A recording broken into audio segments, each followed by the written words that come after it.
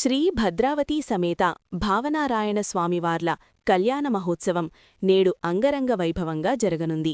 Kurnool municipal exhibition గ్రౌండ్లో ఈరోజు సాయంత్రం 6 గంటల నుంచి 8 గంటల వరకు జరిగే వేడుకకు అన్ని ఏర్పాట్లు పూర్తయ్యాయి.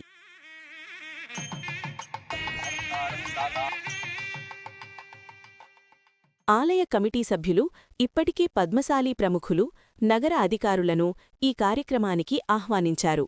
పార్లమెంట్ కర్నూలు మాజీ ఎంపీ డాక్టర్ సింగరి సంజీవ్ కుమార్, ప్రముఖ orthopedician doctor Achyutarao, Rayalaseema university vice chancellor Venkata Basavarao, DIG Koya Praveen, municipal commissioner P Vishwanath, BJP Kurnool జిల్లా మాజీ అధ్యక్షులు పోలంకి రామస్వామి, ప్రధాన కార్యదర్శి నారాయణ నాగేశ్వర్రావుకు ఆహ్వానపత్రికలు అందజేశారు.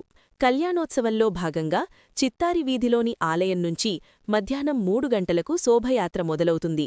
స్వామి అమ్మవార్లను పల్లకిలో మునిసిపల్ ఎగ్జిబిషన్ గ్రౌండ్కు తీసుకువస్తారు.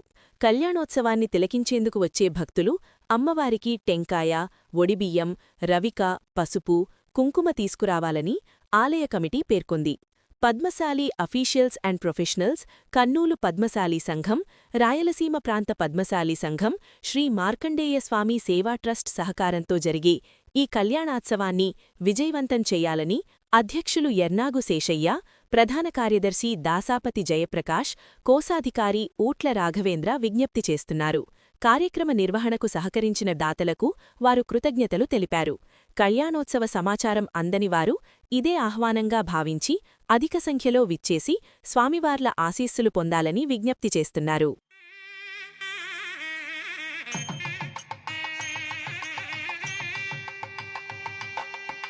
జై మార్కండేయ.